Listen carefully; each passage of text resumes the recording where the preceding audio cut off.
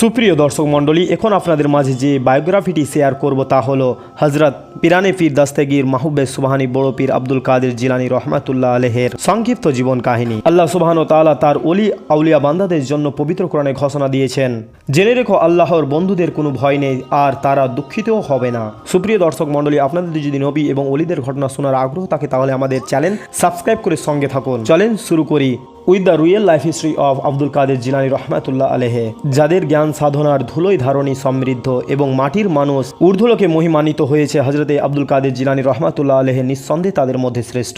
477 হিজরি সনে পহিলা রমজান কাস্পিয়ান সাগরের দক্ষিণ দিকে অবস্থিত গিলান অঞ্চলের নিফ নামক স্থানে হজরত শাইখ আব্দুল কাদের জিলানী রহমাতুল্লাহ আলাইহি জন্মগ্রহণ করেন। তার পিতার নাম হজরত আবু সালেহ খুশজঙ্গি রহমাতুল্লাহ আলাইহি এবং মাতার নাম হজরত সায়েদা উম্মুল খায়র ফাতেমা রহমাতুল্লাহ আলাইহি। শাইখুল ইসলাম গৌসুল আজম আব্দুল কাদের জিলানী রহমাতুল্লাহ আলাইহির বংশধারা ছিল হাসাইন হুসেনি রাদিয়াল্লাহু আনহু। তিনি বাবা মা উভয় দিক থেকেই মহানবী হযরত মুহাম্মদ সাল্লাল্লাহু আলাইহি সাল্লামের সাথে বংশগতভাবে সম্পর্কিত। 29 সাবান আকাশ মেঘাচ্ছন্ন থাকায় জিলানবাসীদের কেউই রমজানের চাঁদ দেখতে পায়নি। সবাই রোজা রাখা ও না রাখার বিষয় নিয়ে সংশয়ের মধ্যে পড়ে গেলেন। এমন অবস্থায় রাতের শেষ অংশে সুবে সাদেকের পূর্বে অর্থাৎ 1 রমজান ধরাধারে আসেন বড় পীর আব্দুল কাদের জিলানী রহমাতুল্লাহ আলাইহি। কিন্তু আব্দুল কাদের জিলানী রহমাতুল্লাহ আলাইহির জন্মের পর সুবে সাদেকের পূর্ব পর্যন্ত দুধ ও মধু পান করেন, আর সুবে সাদেকের পর তাকে আর কিছু খাওয়ানো যায়নি।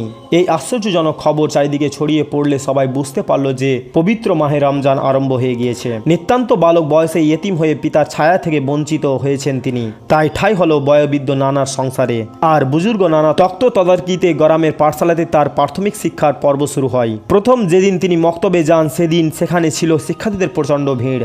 যখন বড় পীর আব্দুল কাদের জিলানী রহমাতুল্লাহ আলাইহি মক্তবে উপস্থিত হলেন তখন শিক্ষার্থীরা শুনতে পেলেন, হে মক্তবে ছাত্ররা, আল্লাহর ওলির বসার জন্য জায়গা করে দাও। এই গায়াবী আওয়াজ শুনতে পান। তখন উপস্থিত ছাত্ররা তার বসার জন্য জায়গা ছেড়ে দিলেন। মক্তবের ওস্তাদজি যখন বিসমিল্লাহর সবক দিলেন তখন ঘটে গেল এক আশ্চর্যজনক অলৌকিক ঘটনা। সেই ছোট্ট বালক অবস্থায় পীর আব্দুল কাদের জিলানী রহমাতুল্লাহ আলাইহি সেই মক্তবের ওস্তাদকে একাধারে তিনি বিসমিল্লাহ থেকে শুরু করে পবিত্র কোরআনের 18 পারা পর্যন্ত মুখস্থ শুনিয়ে দিয়ে থেমে গেলেন। বিস্ময়ে হতবাক ওস্তাদজি তখন তাকে জিজ্ঞাসা করলেন, আচ্ছা বাবা, এইগুলি তুমি কোথায় থেকে শিখেছ?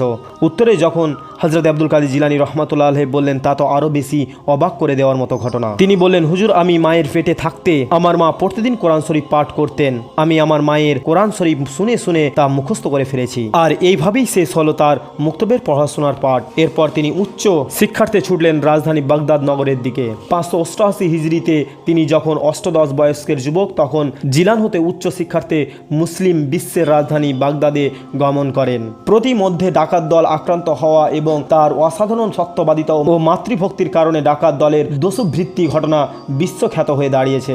জ্ঞান পিপাসা মেটাতে বাগদাদের সুবিখ্যাত জ্ঞানী গুণী ব্যক্তিদের সহচর্যে এসে শুরু করলেন জ্ঞান সাধনা। প্রথমে শায়েখ হাফেজ আবু তালেব বিন ইউসুফের তত্ত্বাবধানে তিনি পবিত্র কোরআন ভালোভাবে হিফজ করে নিলেন। বহু খ্যাতনাম বিজ্ঞজনের সান্নিধ্যে তিনি জ্ঞান বিজ্ঞানের 13টি শাখায় অসাধারণ পাণ্ডিত্য অর্জন করেন, যেমন ইলমে কেরাত, তাসরিফ, হাদিস, আকায়েদ, আনসাব, ইলমে লুগাত, আদব, ইলমে উরুজ, ইলমে নাহু, ইলমে মুনাজিরা প্রভৃতি বিষয়ে তীর্ষভগ্নির জ্ঞান অর্জন করেছিলেন। হামলি মাযহাবে তিনি ছিলেন একজন শীর্ষস্থানীয় পণ্ডিত। এভাবে অভাব অনটন ও দুঃখ কষ্টের মধ্যে কেটে গেল একে একে তার 9টি বছর। শেষ হলো জ্ঞান সাধনা। পড়াশোনার ফাঁকে ফাঁকে সমান্তালে চলতে লাগলো তার আত্মাধিক সাধনা। বাগদাদে এসে তিনি শাইখ আবু সায়েদ ইবনে মোবারক মখজুমি এবং ইবনে আকিলের অধীনে হামলি মাযহাব অধ্যয়ন করেন এবং তিনি আবু মোহাম্মদ জাফর আল সাররাজের কাছে হাদিস অধ্যয়ন করেন। হযরত বড় পীর আব্দুল কাদের জিলানী রহমাতুল্লাহ আলাইহির বাহ্যিক ও আত্মাধিক জ্ঞান চর্চায় গুরু শাহেখ আবু সায়েদ মখজুমির মনে এই তরুণ শিষ্যের যোগ্যতা ও প্রতিভা সম্পর্কে এতই সুধারণা ও আত্মশীলতা সৃষ্টি করল যে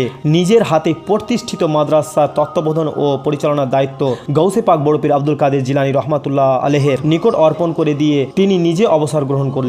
শিক্ষা দীক্ষায় পূর্ণতা অর্জনের পর নিজেকে পবিত্র ইসলামের ধর্ম প্রচারের কাজে নিয়োজিত করলেন। বিভিন্ন মাহফিলে তিনি ইসলামের আদর্শ যুক্তিপূর্ণ ভাষায় বর্ণনা করতেন। তার মাহফিলে শুধুমাত্র মুসলিম নয়, অনেক অমুসলিমও অংশগ্রহণ করত। তার বক্তব্য শুনে অনেক অমুসলিম ইসলাম ধর্ম গ্রহণ করে ইসলামের ছায়াতলে এসেছে। তিনি কাদেরিয়া তরিকা প্রতিষ্ঠা করেন। এর অনেকগুলি শাখা বিভিন্ন স্তরে বিভক্ত এবং এছাড়াও এটি যুক্তরাষ্ট্র, আফ্রিকা, তুরস্ক, Indonesia, Afghanistan, Bharat, Bangladesh, Pakistan, Balkan, Russia, ফিলিস্তিন, চীন, পূর্ব পশ্চিম আফ্রিকা এই তরিকার সন্ধান পাওয়া যায়। তরিকের পথ খুব কষ্টকর ও সমস্যা সংকুল, প্রতি পদে পদে এতে রয়েছে বিপদের সম্ভাবনা, আরও রয়েছে চিরশত্রুর শয়তানের পদাফাদে ইমানচ্যুত হয়ে পথভ্রষ্টের আশঙ্কা। তাই একাকী এই পথে চলা মোটেই বুদ্ধিমানের কাজ নয়, আর এটা সুমচির নয়। ডক্টরি শাস্ত্র আয়ত্ত করার জন্য যেমন কেবলমাত্র বুদ্ধিগত বিদ্যা লাভই যথেষ্ট নয়, বরং একজন বিচক্ষণ চিকিৎসকের অধীনে থেকে প্রত্যক্ষ অভিজ্ঞতা অর্জন করাও অত্যাবশ্যকীয়। একজন শিক্ষাগুরু পথ নির্দেশক, তাই এই পথে চলার জন্য একান্ত অপরিহার্য।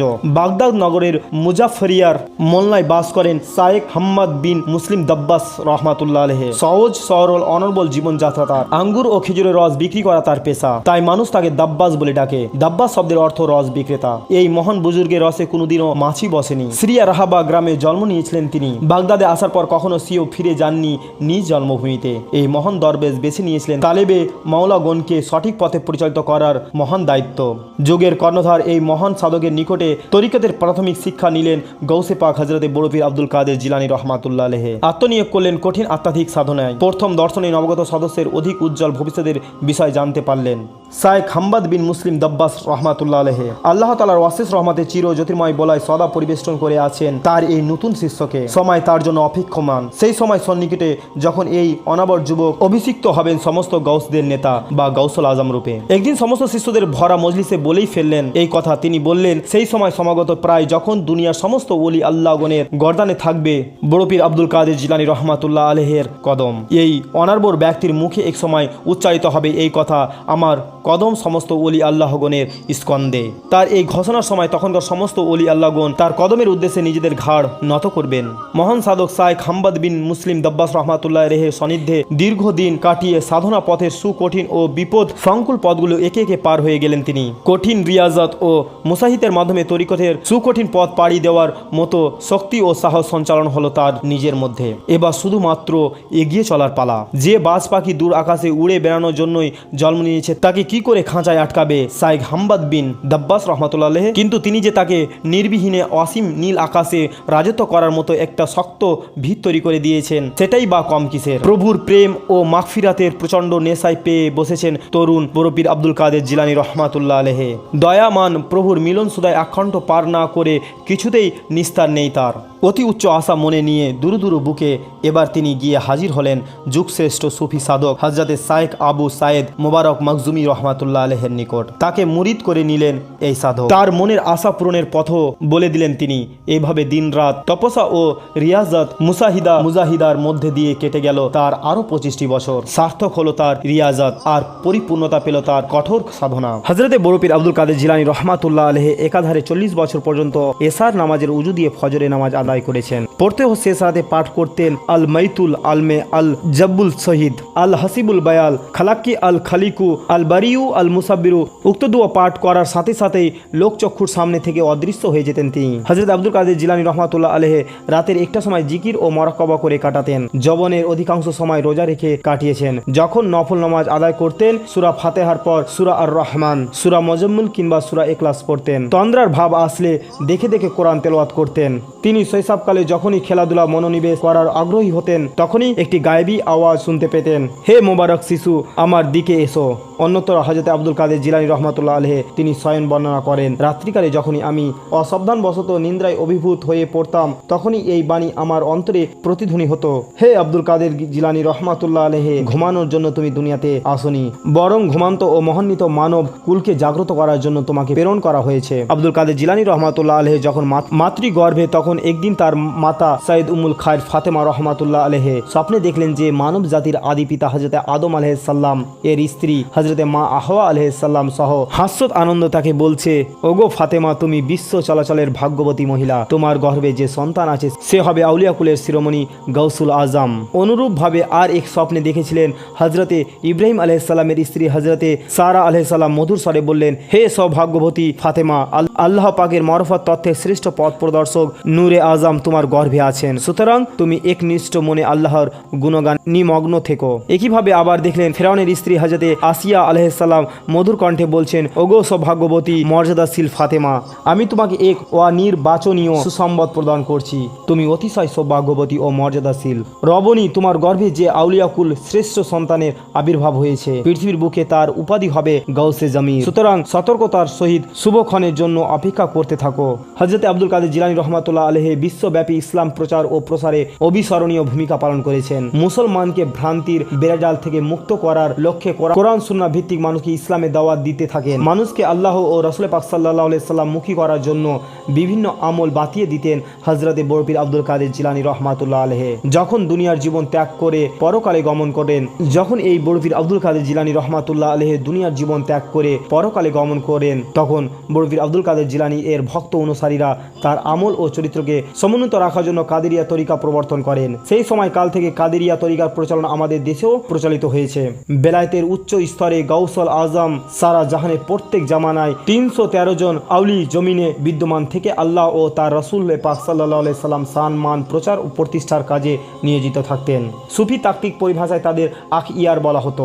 313 জন অলির মধ্যে 40 জনকে আবদাল, 7 জনকে আবরার, 5 জনকে আওতা, 3 জনকে নকিব, 4 জনকে নুজবা ও 1 জন গাউসুল আজম থাকে, যাকে কুতুবুল আউলিয়া বা সুলতানুল আউলিয়া বলা হয়। বাকিরা অন্যত্র সাধারণ পর্যায়ের অলি। তথ্য জামানায় গাউসুল গণের মধ্যে যিনি সর্বোচ্চ মর্যাদায় অভিষিক্ত, বেলায়েতের ওজামা, গাউসিয়াতে কবরার সুমহান আসনে অধিষ্ঠিত ছিলেন, তিনি হচ্ছেন পিরানে পীর দাস্তেগীর মাহবুবে সুবহানী বড় পীর আব্দুল কাদের জিলানী রহমাতুল্লাহ আলাইহি। 561 হিজরি 11 রবিউস সানি বড় পীর আব্দুল কাদের জিলানী রহমাতুল্লাহ আলাইহি এই নরস পৃথিবী ত্যাগ করেন। তার স্মরণে প্রতি বছর 11 রবিউস সানি বিশ্বব্যাপী পালিত হচ্ছে ফাতেহা ইয়াজদাম। এছাড়াও প্রত্যেক চন্দ্র মাসের 11 তারিখ কাদেরিয়া তরিকার অনুসারীরা বড় পীর আব্দুল কাদের জিলানী রহমাতুল্লাহ আলাইহির এর অফতে তারিখে গিয়ারবি শরীফ পালন করে থাকেন। সুপ্রিয় দর্শক মণ্ডলী, আপনারা এতক্ষণই শুনছিলেন হযরত বড় পীর আব্দুল কাদের জিলানী রহমাতুল্লাহ আলাইহির এর সংক্ষিপ্ত জীবন কাহিনী। অবশ্যই আপনারা এই ধরনের ভিডিওগুলোকে আপনাদের আত্মীয় স্বজন এবং পরিবার পরিজন বর্গের মধ্যে শেয়ার করে দেবেন। আসসালামু আলাইকুম ওয়া রাহমাতুল্লাহি ওয়া বারাকাতুহু।